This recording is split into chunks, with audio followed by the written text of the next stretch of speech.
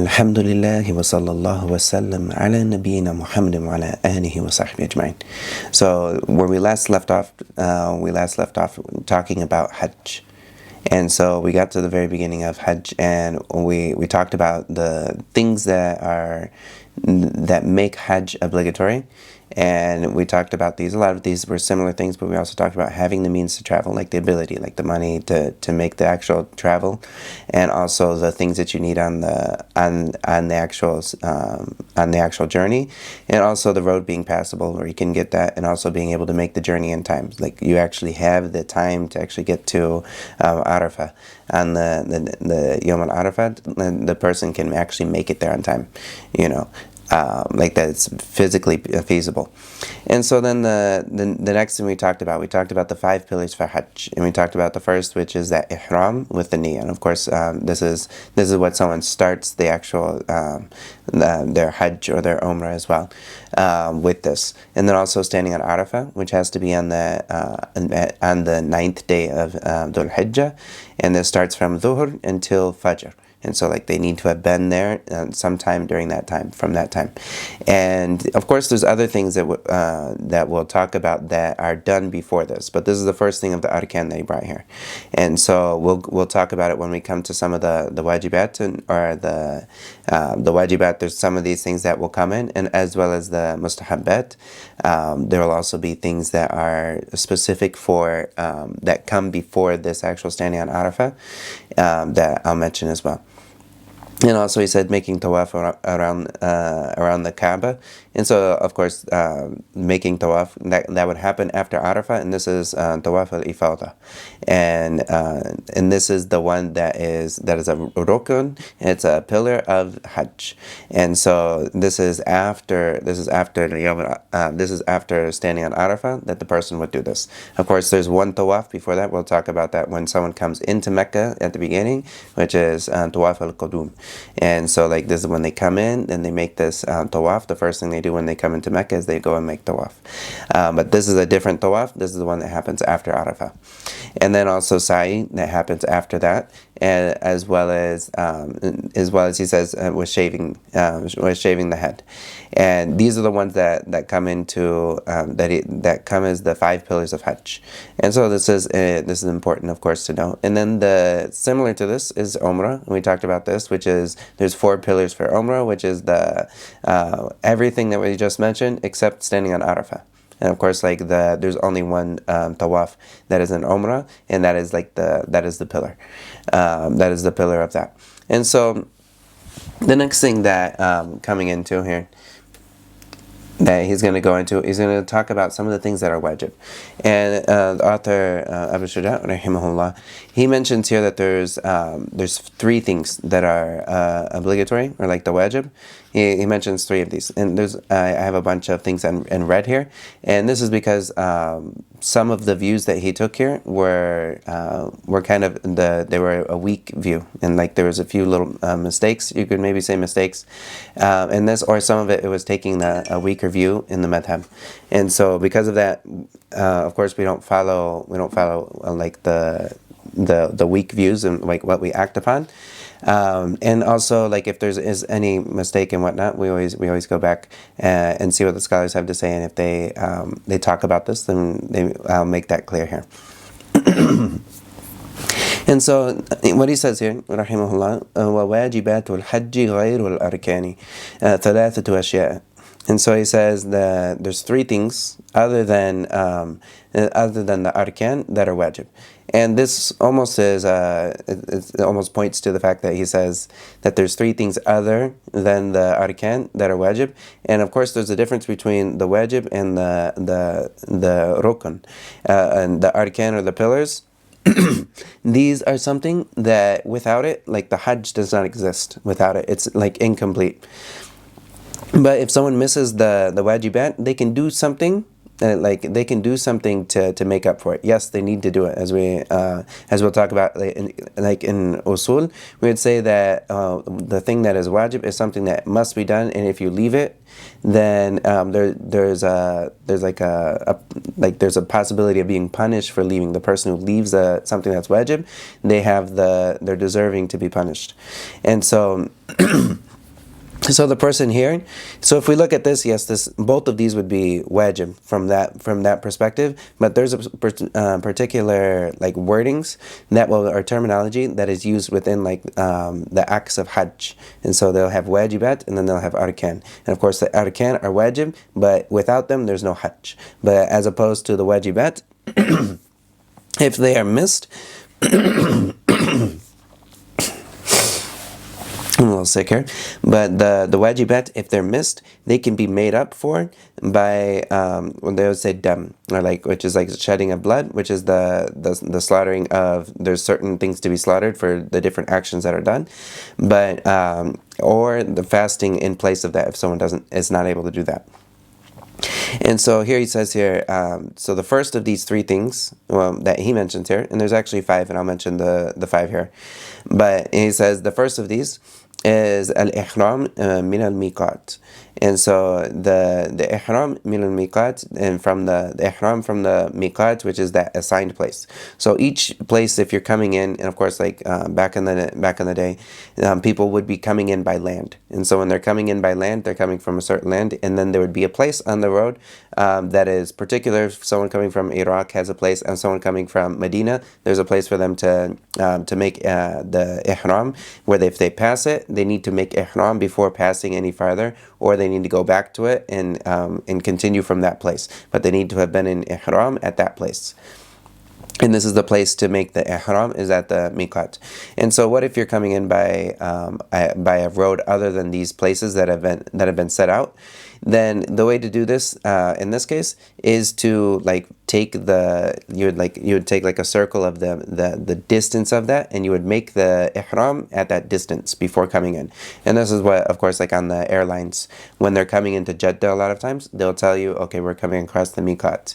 And so if you ever hear that when you're coming in Jeddah, then that's a way for you to know that, okay, this is where I need to, this is the miqat for me. You know, like maybe it's not like an actual masjid where there's actual place for it, but coming in from air, there will be a certain place. Once you pass this, you need to have made ihram, and so they will let people know on the plane there. And of course, someone coming in from Medina, they'll see this on the road, inshallah.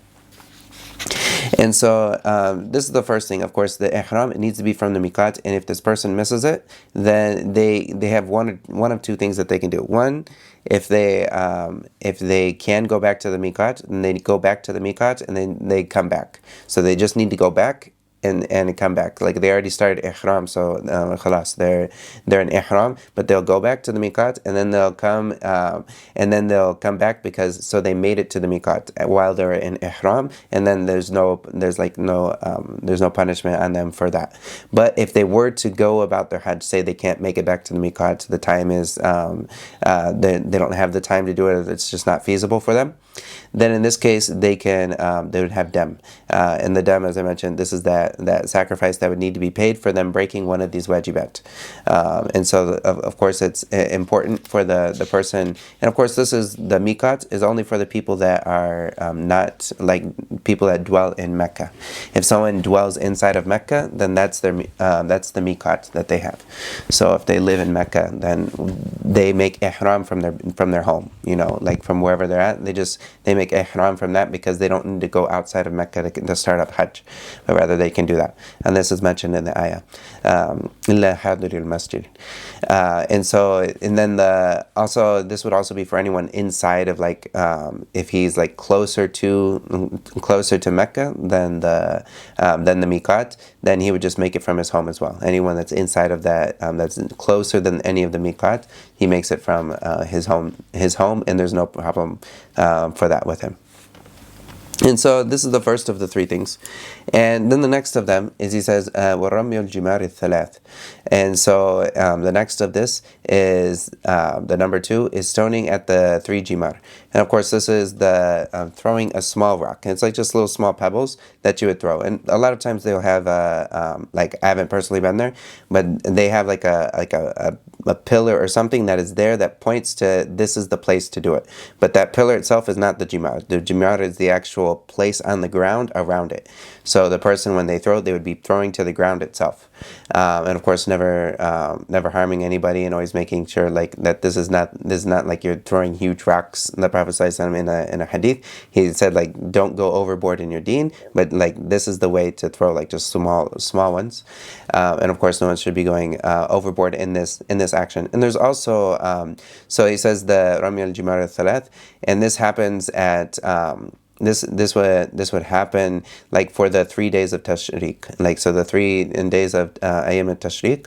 This would happen every single day that the person would go over there and do this. And there's also one that's on the Yawm al-Nahr as well that would happen. This is the Jamrat al-Aqaba, and this happens Yawm al-Nahr, and this is also of the Waajibaat. And this is not mentioned in the 3. He says stoning the 3 Jimar, but if he just said like the stoning at the Jimar, then this would be it would encompass this one as well. And this is also something that is obligatory as well. It's wajib, and that would need to be done on the day, the Yawm al-Nahr. And so this is the one that would have to be done as well. And so and also there's a couple things that need to be done, like these 3, the 3 Jimar, they need to be done in order. This is of them. They need to be done with someone throwing it with their hands, and they need to be the one throwing it. Also making sure that they made it to the spot, like they got this rock, and the rock, it's a rock, and that they actually got it into the place, the Jumar, that they actually threw it there and they saw that, and of course 7 times, and that they have the intention to do this action. So these are the like the conditions for this actual action of throwing at the Jumar for that. And so there's the next one that he mentioned here, as for the number 3 of the 3 that he said there were. He said, wal halqu. And so he says, and shaving the head. And this is, and as I mentioned here in the notes, I put a note that this is the agreed upon view, is that this is a pillar, not something that is wajib. And this is the strong view, that this is actually of the pillars, that the person has to do this for that. And there's a couple other wajibat here that I'll mention. If you replace this with the mabit bi Muzdalifah, and also the mabit bi Mina, these 2 things are also obligatory. So this would be like the number 3 and number 4 is like the mabit, which is like spending the night in Muzdalifah, and this needs to be done in like just for a time after midnight of after the Yawm al-Arafah, that they would need to spend the mabit and Muzdalifah. And this is of course important for this is of the obligatory things for someone to do, as well as mabit bi Mina. And this is for the 3 nights of the Ayyam al-Tashriq, or the night of Tashriq, these 3 nights after Eid, like the night of Eid. This would need to be done for most of the night. So the person needs to spend most of the night in Mina at this place for these 3 nights. And of course then he goes back and he does the Rami, and he does the stoning of the Jumar every one of these days. And also the last of the wajibat here, that if I were to put it in there, that like Al-Khatib al-Shirbini rahimahullah, that he puts in his explanation of the book, he also added of the last one is the taharruz min al-muharramat. And so like, which is like staying away from the things that are prohibited for the person while he's in Ihram. So when he's in Ihram, he made a bunch of things haram on him, so he needs to stay away from these things. So this is of the things that is also wajib, and if he doesn't do it, then he would have a price to pay. And this is the same with these other ones as well. And so there's another thing that is wajib, but it's not necessarily like an essential part of Hajj, but it's like kind of a separate thing, which is tawaf al-wada'. And so this is also something that is obligatory for someone to do. So when they leave, this is at the very end, they would before leaving Mecca, they would make another tawaf, which is like the goodbye, like wada' is like saying goodbye. And so like this is a tawaf that someone would do when they're leaving Mecca, and this is also obligatory. And so this is of the things that are obligatory, and of course he breaks these into or like the madhab, they break it into arkan and then wajibat. And so these are the two different categories they have for things that are obligatory. And then they also have sunan, which are the next thing he's going to talk about, which are things, of course, there's no, if someone does a sunnah, then they're rewarded for it. And if they don't do it, then then there's no punishment upon them. And so here he says here, وَسُنَنُ الْحَجِّ سَبْعٌ. And so he says there's 7 sunnah or sunnahs to do in Hajj. And the first of them is al-ifrad. He says al-ifrad, and then he gives a definition of this. And al-ifrad هو تقديم الحج على عمرة. And so this is, there's 3 different ways to do Hajj, and all of them need to be done with Umrah. So if anyone does Hajj, they also need to do Umrah. But how do they do this? There's 3 different ways to do this. One is that you would do as this one, al-ifrad, which is to do Hajj first.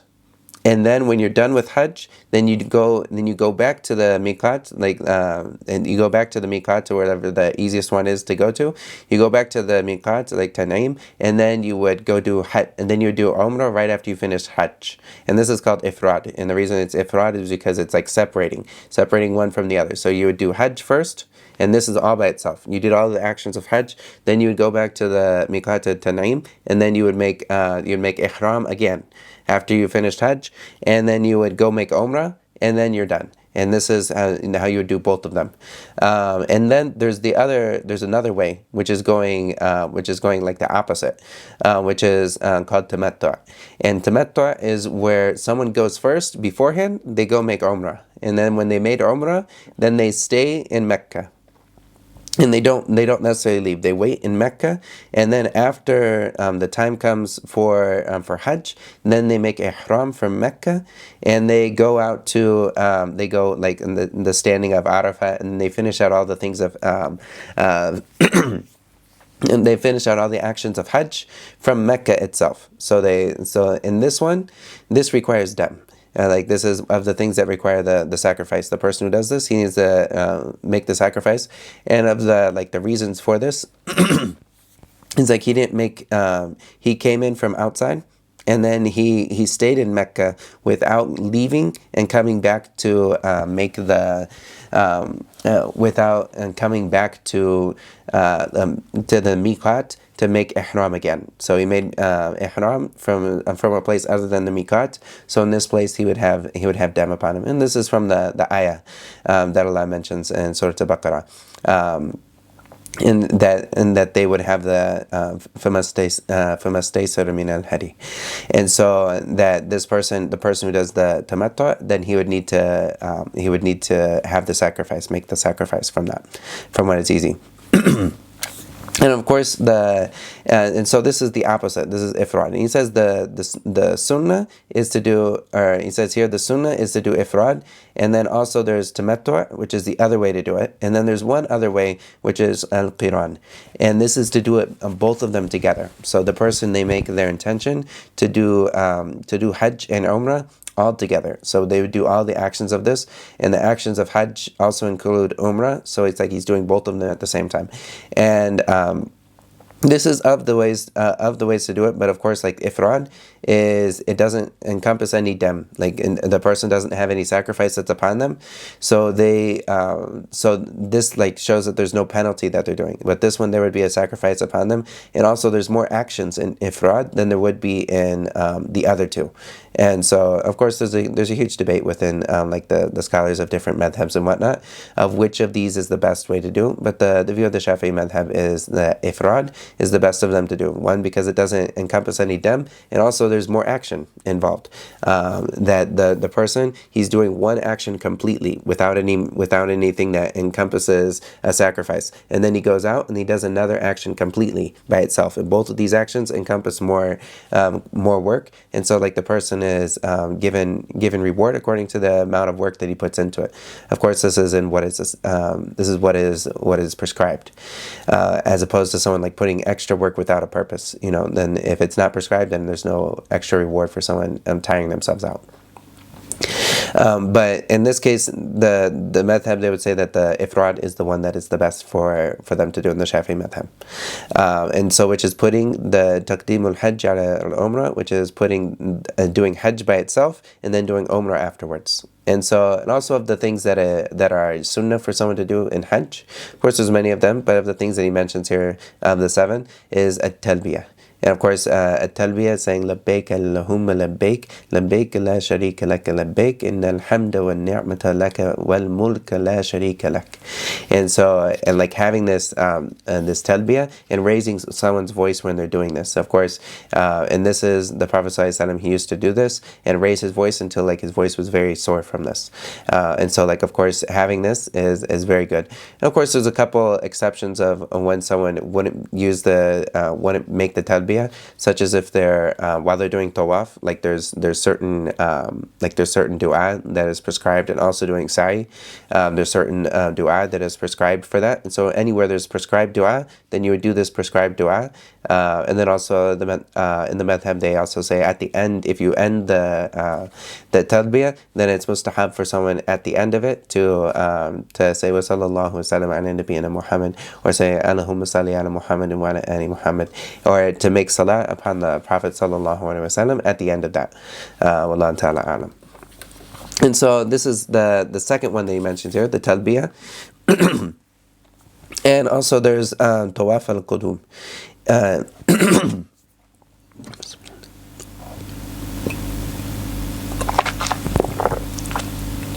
So the third one here is tawaf al-qudum, which is the tawaf for entering Mecca. So the first thing that someone comes when they come into Mecca, it's sunnah for them to make tawaf. And this is for everyone.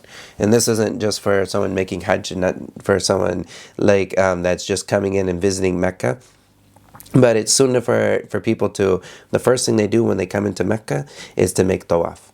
And this is similar to like when we come into a masjid. The first thing we do when we come into a masjid is we make 2 rakahs before sitting down.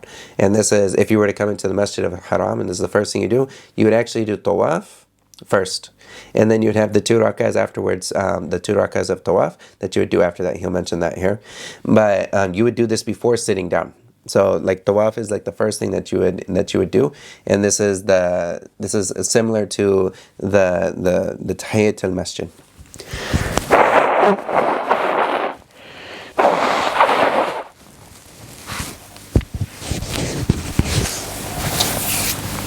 And so this is the tawaf al-qudum, and it's the same as I mentioned before, the basics of tawaf, the 7 times around, and that the person has the conditions of salah for the most part for that. And then he starts before the rock, and there'd be a green light, and anything that's between that green light and the rock, he needs to make sure he started his tawaf before then. And that, of course, like that his aura is never showing, anything from his aura is not showing. And the same goes for the women.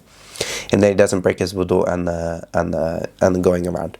And just as a note, as I mentioned, the Shafi'i opinion in wudu is that the touching of a woman, like skin to skin touching with a woman, it will break wudu. Like that's a ajnabiyah. And so this can be very difficult for someone, like almost next to impossible while they're while they're doing tawaf. So this is of the times where a lot of people will say like to follow a different madhab, for this particular masala, because if someone was to break their tawaf because a woman brushed up against their arm, then it would be very, very, very, it'd be very, very difficult, to say the least, for them to finish their tawaf. Wallahu ta'ala alam. And so this is tawaf al-qudum, and this happens at the beginning. And also, can someone enter Mecca without doing umrah? Yes, like if someone say they just want to visit Mecca and whatnot, they can do it, but it's sunnah, and it's like a very important sunnah for them to do umrah. And if they haven't done umrah at least once, like if someone's just wanting to visit Mecca and they haven't done Umrah at least once, and they have the ability to visit Mecca, they need to make Umrah. It's obligatory for them to make Umrah. If they're able to visit Mecca and they're not wanting to make Umrah, then this is they have already put upon themselves that, yes, I have the obligation to make Umrah, and I have no excuse now not to make it, because I've already been to Mecca, but I didn't make Umrah.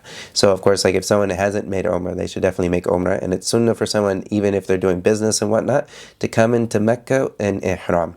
Like when they're to come into Mecca in Ihram and do Umrah at least. And so this is, but it's permissible. Like theoretically speaking, someone they don't have the time, or they just need to do business and whatnot, then it's okay for them to do this. But it's still prescribed for them, like to make the tawaf al-qudum. And of course, like these days, a lot of times like because of the amount of people and whatnot, they won't let people down into the mataf unless they're wearing like ihram. So that can be difficult if someone was just like in their normal clothes trying to do this. But you can do it as long as you're inside of the masjid. You can do the tawaf and it's fine. Wallahu ta'ala a'lam. And so after this, he brings a couple other things here, and he says wal mabitu bi Muzdalifah.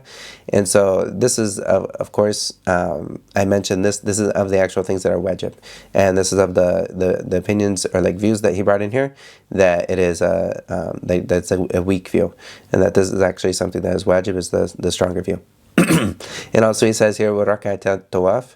And so also the two rakas after someone does tawaf, they would make the two rakas. I mentioned this before, that they would make the two rakas, of course, like behind the maqam Ibrahim. And so they would pray two rakas, and the first of them they would recite قُلْ يَا أَيُّهَا الْكَافِرُونَ, and then the second one they would recite قُلْ هُوَ اللَّهُ أَحَدٌ. This is of course after the Fatiha. And this is the sunnah for this person to make after he does tawaf and before doing like the sa'i. And so then after this he mentions of the next of the, what he says here, sunnah, is to spend the night in Mina. He says, wal mabitu bi Mina.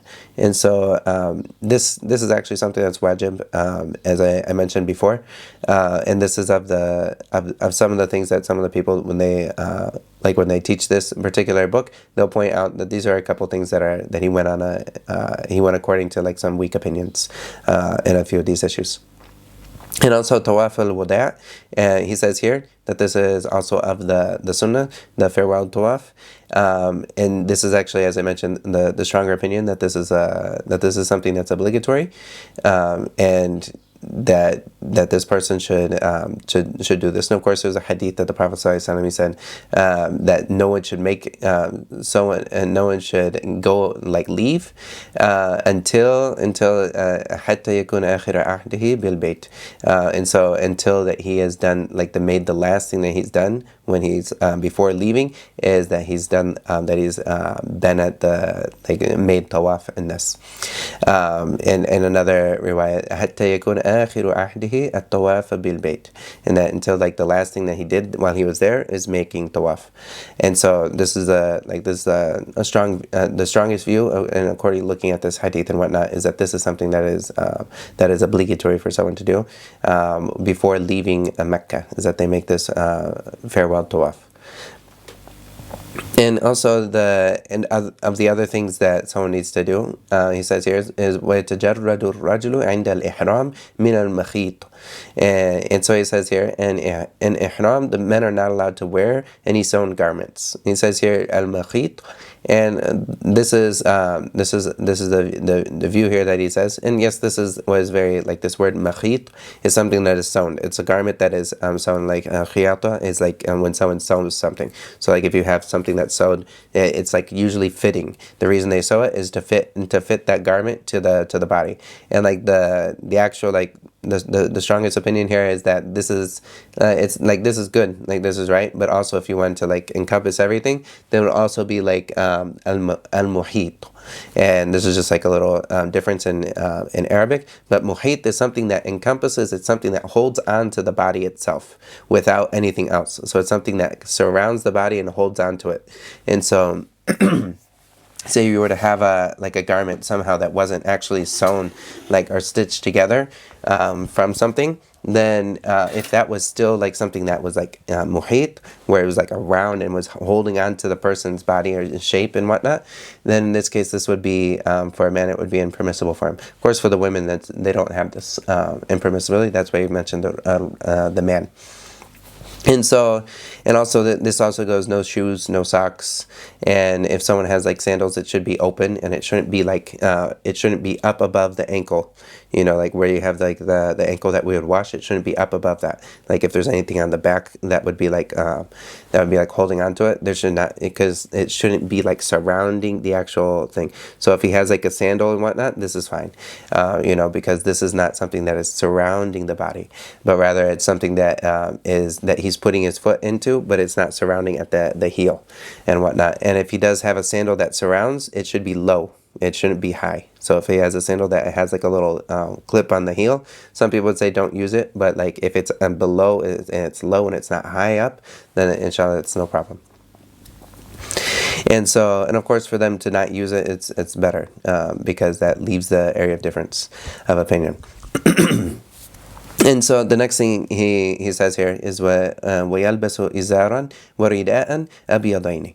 And so he says here, and the man would wear 2 white cloths, and like the izar is the cloth that goes around the bottom, like this goes around the waist, and then you have the warida, and rida is the one that comes up on top, and so he would wear 2 of these, and this of course this is sunnah for someone to do, to wear the white cloths, like this is sunnah for someone to do, and of course like covering their awrah is obligatory. And of keeping away from the other things that are haram, this is obligatory as well. But like theoretically speaking, if somebody say they didn't have like the actual white cloths and whatnot, if they were to use a different color cloth, then this would be fine. Or if they took a thobe, like this thobe here, and they didn't wear it, but rather they wrapped it around their waist, like this would work as well, and because they're not actually wearing it in a way that's muhit, but rather they wrapped it around their waist, they're not actually wearing it as something that's holding on to their body by itself. And of course, like someone is allowed to wear a belt, like if someone wants to wear a belt so that it doesn't fall down, this is fine. And also if someone wanted to wear like a fanny pack, and the fanny pack has stitching in it, but that is not necessarily clothing. But if they were to wear like a fanny pack so they can put their phone or whatever in there, that's fine. And as well as like a backpack, if someone wants to wear a backpack while they're doing while they're going around during the Kaaba, this is not, you don't consider this clothing. Yes, it's with you, but it's not clothing. So it's not like you're wearing something that's stitched, but rather this is something that's like carrying stuff for you, and it's not considered clothing. So it doesn't fall into the prohibition of what someone would be wearing, because you don't consider it like as clothes. And also like but of course like the sunnah is for it to have like the izar and rida, that's abyad, and of course like abyad is the best because it's of the best colors, as we mentioned before in general. This is of the best of colors for someone to wear.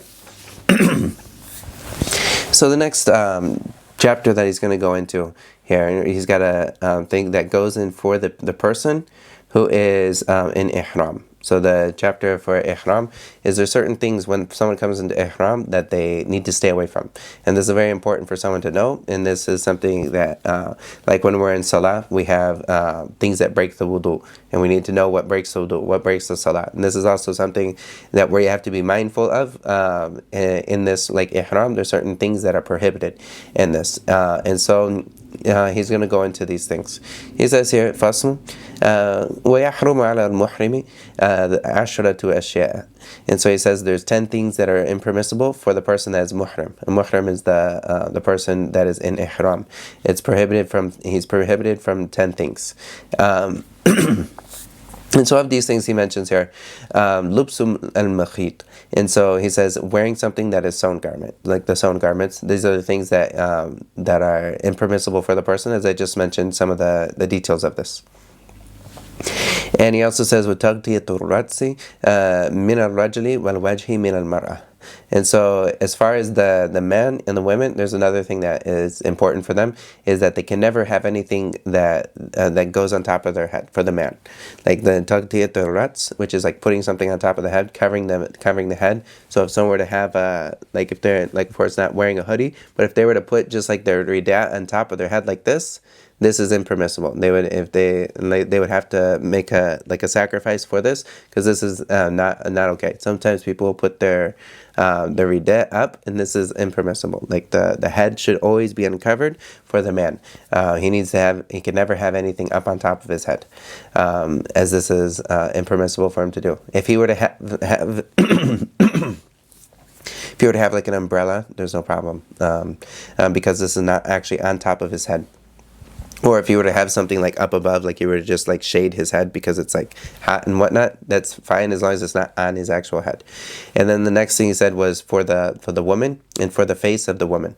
And so like the face should for like women, this is of course like if a woman is a niqabi, and then she would wear like normally she would wear niqab, but like if she goes to Hajj and whatnot, the view of the Shafi'i madhab is that she can't wear niqab. In general, like most of the time they say that they can't wear niqab. So what does she do if she wants to like keep her face covered?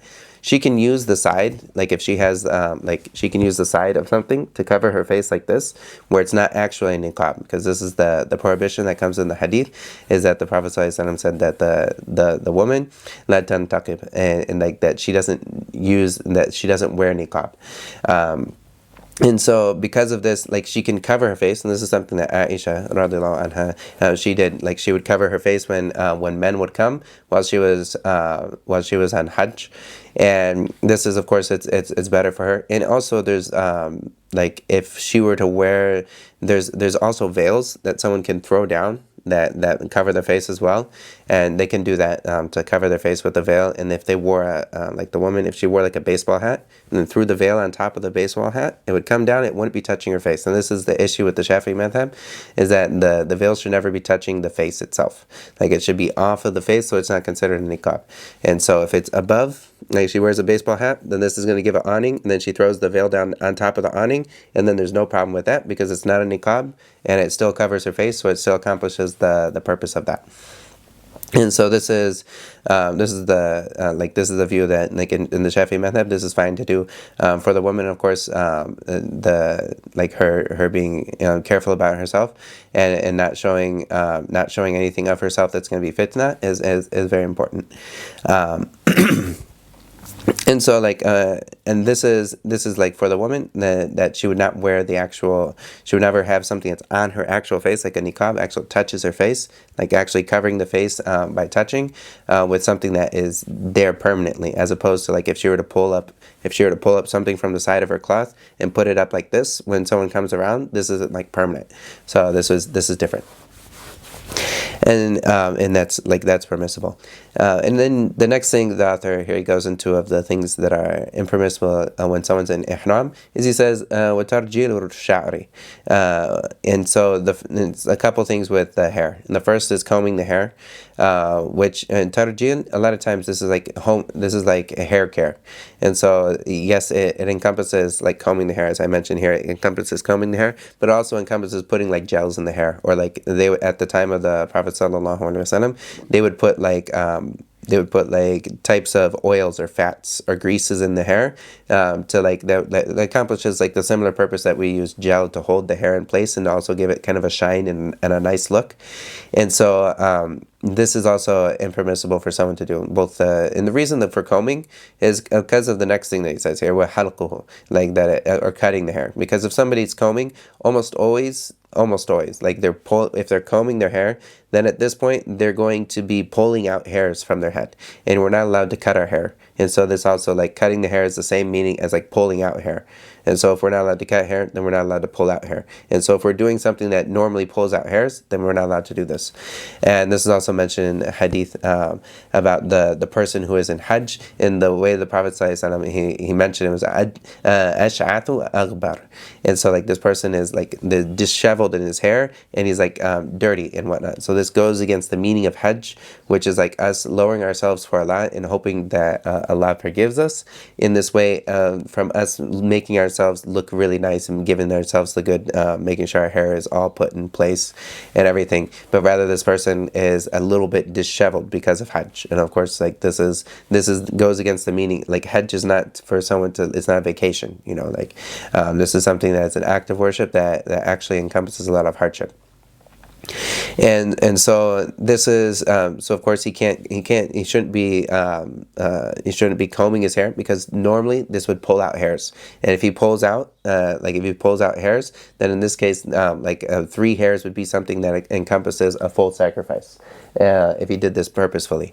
And so this is important. Of course, like if hairs fall and you don't know if it came out by itself and whatnot, this is there's nothing upon that person. But he shouldn't be combing his hair and whatnot. And also he says here, and also cutting the hair. And like cutting the hair is like any type of hair cutting. There's no cutting of any types of hairs, whether it's on the face, whether anywhere on the body. Any hairs on the body, they're to be left and not to be cut or done anything that is going to remove it. And this is for the men and the women. Like this, and these last two are for the men and the women. So of course, like for a woman, if it's going to be a hardship for her, then maybe she puts her hairs in braids so that she doesn't have to worry about the combing of it beforehand. But this is just something that they should be mindful of because during this time, no one should be combing their hair or doing anything that's pulling out their hair. And because the reason that combing is mentioned here, whether it's combing, the reason combing is because it's pulling out hair, or the actual like putting nice stuff into the hair, like hair creams and whatnot, then this is goes against the meaning of that. Both of these are encompassed here. And so the next one is وَتَقْلِيمُ الْأَظَافِرِ, and this is also like cutting the actual, cutting any of the nails. So the nails should not be cut while someone is in Ihram. They shouldn't be cutting any nails. Say they got a nail that was torn, and and it wasn't something that they did, but it got torn from without them wanting it. Like, can they, if it's gonna hurt them for them not to do anything about it, then they can cut off what is like the thing that's sticking out, because it's already cut pretty much. And so in this case, they could do that, but like they should never be cutting their nails from the get-go while they're on this. So of course, like cutting the nails beforehand, doing preemptive measurements before starting Ihram is always a good thing. And so also the next one of these things is wat-tibu, and so this is also like putting on scents, anything that is scented. So this is anything that is scented, that's putting a scent onto the body. This is impermissible in Ihram. And so this comes to colognes. It also comes to like deodorants that are scented. Like scented deodorants are not permissible. Even like the deodorants, if they have any type of scent in them, then this is not permissible for the person to do. And this also goes with soaps. Any soaps that are scented soaps, then they can't use this, because this is as if they're putting on something that is scented. So if someone gets an unscented soap and they use unscented soap, this is great if they want to make showers and whatnot with unscented soap. But with scented soap, no. And the same thing with shampoo. Like shampoo, most of the time it has like scent in it. So they need to make sure that there's no type of scent that is put into it. And if there is, then this is something that is of the muharramat of the ihram, so that they're not allowed to use this. And so this is also the same thing. If someone has a scented cream that they're using, they have hand lotion and whatnot, but there's a scent that's involved in it, same thing. If there was no scent in it, okay, there's no problem with that. But like this is anything that has that scent that they're putting onto the body, this is something that is impermissible.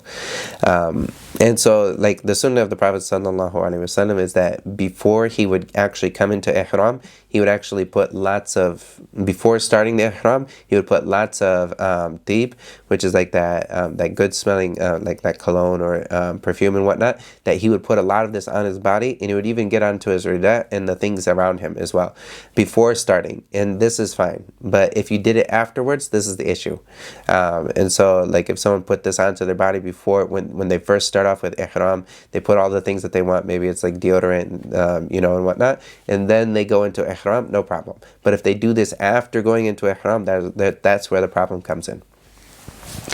And so, and this is important, of course, because a lot of people will not even think. They'll just take a shower and just use their shower soap and whatnot that they're used to, but this is problematic. And so then also he says here of the next of these things, after putting on anything scented or perfume, he says وَقَتْلُ الصَّيْدِ, and this is hunting animals or like killing animals, anything that is like in anything that is normally like prey and whatnot, then it's impermissible for them to kill this. And this even goes to like if someone was like if they were to kill a pigeon or something. Of course, no one should be killing anything inside of the haram, like as far as like the wild animals and whatnot. But no one should be killing any of the animals of the haram and whatnot. This is something that this encompasses a recompense for the animal itself, according to the type of animal that it is. And so, like, of course, no one's allowed to hunt while they're in ihram. And so, of course, like if someone has an animal that is not a hunting animal, then in this case, like if they want to slaughter, they have a sheep with them and they want to eat, and they cut they slaughter the sheep. Okay, this is fine. This is not hunting. But if they're like killing a wild animal, this is the problem. And so the next thing that he mentions here is he says wa'aqdun nikah. And so he says here, and also making a marriage contract. So someone who's trying to work on making like the marriage contract and whatnot, this is not to be done in Hajj or in while the person is in Ihram. This is not to be done. Like this person while they're in Ihram, they can't do this. And the Prophet ﷺ, he said, "La yankihul muhrim wa la yunkah." And so. And the Prophet ﷺ said that the person who's in Muhram, he doesn't get married. And he also doesn't get like marriage done for him. So if you had someone that's trying to marry him do this, or like facilitate a marriage, like the person that is trying to marry off somebody else, also the same thing. Like he can't do this. And this marriage contract is invalid. Like if they do it in this case, it's invalid for them from the get-go. So like the marriage contract that they try to do this, it's haram for them to try, and it doesn't go through. It's a rejected transaction. And so this is also of the things that is to be avoided by someone while they're in ihram. And then he also says wal watu, and so this is also intercourse. Intercourse is not to be done while someone's in ihram, and this has a specific heavy punishment for the person who does this. They have a very heavy punishment, and he'll talk about that later. But this is he'll talk about this in the next line here. And he also says wal mubasharatu bi shahwa. And also this is like any sensual touching. So someone to have like a kiss and whatnot, no, they shouldn't do this while they're in ihram, or any type of, even if it's just touching with the hand that's sensual, like they should stay away from this. And all of this is also something that's haram and would require a sacrifice after that. And he says here in the next after this, he says وَفِي جَمِيعِ ذَلِكَ الْفِدْيَةُ إِلَّا عَقْدَ النِّكَاحِ فَإِنَّهُ لَا يَنْعَقِدُ. And so he says, in all of this, there's the fidya, which is like that sacrifice, and that which is the recompense or penalty, except for the marriage contract. فَإِنَّهُ لَا يَنْعَقِدُ, because it doesn't go through. Like it doesn't, like he didn't actually do anything with the marriage contract itself, because it didn't actually go through. Yes, it's not permissible for him to do, and also if he were to try to do it, it doesn't go through. Since it didn't go through, it's like he didn't do it. So that's something to look at. In the sense that he didn't actually do the marriage contract, there's nothing for him to pay for, because nothing happened. So if it's as like someone told you, don't go cash this check, and if you went and go and cash this check, it wouldn't go through anyways, And so in this case, this is something that it's impermissible to go try, and it doesn't go through if you did it. And so there would be no penalty upon the person who did this. This is for the aqd nikah in particular. All the other ones and everything else, there'd be a fidya. And he says also, وَلَا يُفْسِدُهُ. And so like in إِلَّا وَطْءُ فِي الْفَرْجِ. And so he also says here, and there's nothing here that invalidates Hajj, like invalidates the Hajj completely, or Umrah, except sexual intercourse, and the person still has to complete it. And so he says وَلَا يَخْرُجْ مِنْهُ بِالْفَسَادِ. And so the person who, if someone, as I mentioned here, all of these things that are impermissible, of the things that are impermissible are things that the person would just pay a fidya, and his act is still, in general, like his act is still complete. After he pays the fidya, then he did what was upon him, and then he can go about doing the rest of it, and it's in his say his Hajj or Umrah is done for him, like he's done this. But if someone went and like they had intercourse with their wife or whatnot during the action, while they're in ihram, then this actually like ruins their Hajj. And so that's what he says here, that there's nothing that ruins the Hajj from these things except for intercourse, like actual like full intercourse where the head disappears in the farj. And so this would actually break the actual action, and this action is not accepted, but he still has to finish it, and he doesn't leave. So if someone did this, so they made the mistake, they said, okay, I actually fell, I fell into it, and I did what was haram. he doesn't leave the actions that he's supposed to do. He finishes out all of the actions, but he still needs to come back with an acceptable Hajj after that. So if he's in Hajj, he needs to come back with an acceptable Hajj, or if in an Umrah, then he needs to come back with another Umrah. And this coming back with that Umrah, if the Umrah at the beginning wasn't like he had already made Umrah before, and now he broke this Umrah, and this is like a second one for him. In this case, this second Umrah, making up this Umrah, is now obligatory upon him. The same thing with Hajj. Maybe he already made a couple Hajj, before, but now he wants to make another one, which is like the tawaf for him. If he broke this Hajj, then he has to finish this Hajj, obligatory to finish. Everyone has to finish. If they start it, they have to finish it. And then he needs to finish it in its like broken state, and then he comes back with one that's obligatory again to make up for this. And of course, there's another penalty as well.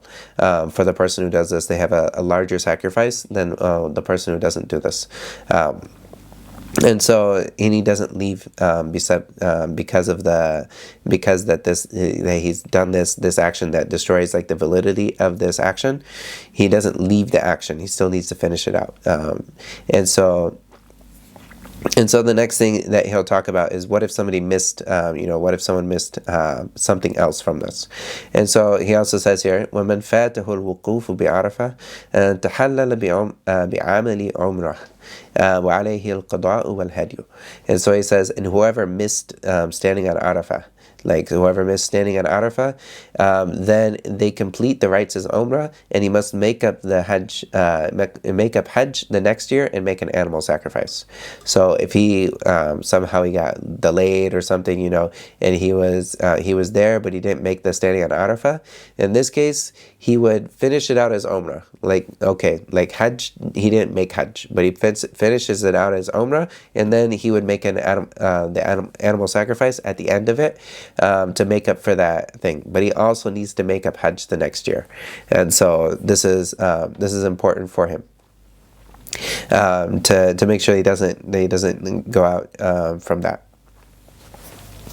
And so this is whoever missed Wukuf bi Arafah. And of course, this is the biggest thing. Like, this is the biggest thing out of all the things for someone to miss. This is like the biggest of them to miss. Everything else, pretty much, you can do something about it. As long as you had the pillars, you can do this sometime. But this one, it has to be done in this at this one time, the standing on Arafah.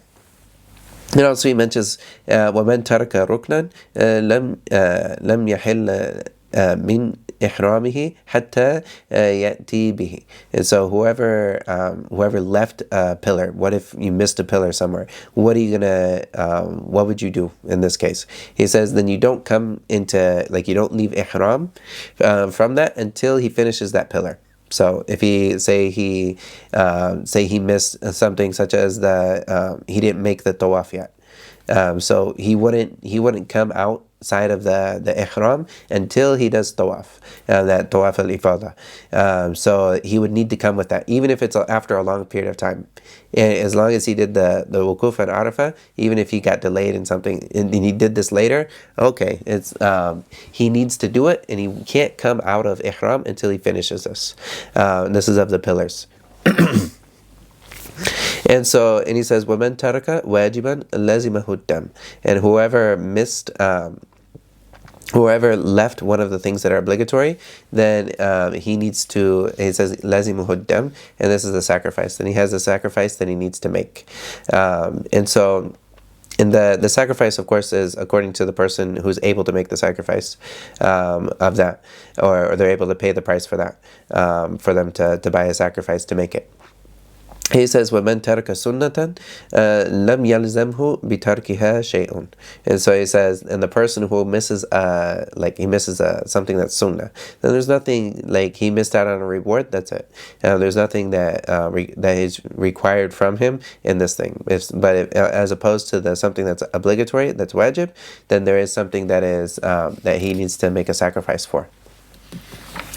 And so, inshallah, here we see here, there's a little bit more for us to talk about in this chapter when going into the rulings of sacrifices, and we'll probably we'll leave this for the next class, inshallah, and Allah knows best. فَلِذَلِكَ فَادْعُ وَاسْتَقِمْ كَمَا أُمِرْتَ وَلَا تتبع أهواءهم وقل آمنت بما أنزل الله من كتاب وأمرت لأعدل بينكم الله ربنا وربكم لنا أعمالنا ولكم أعمالكم لا حجة بيننا وبينكم الله يجمع بيننا وإليه المصير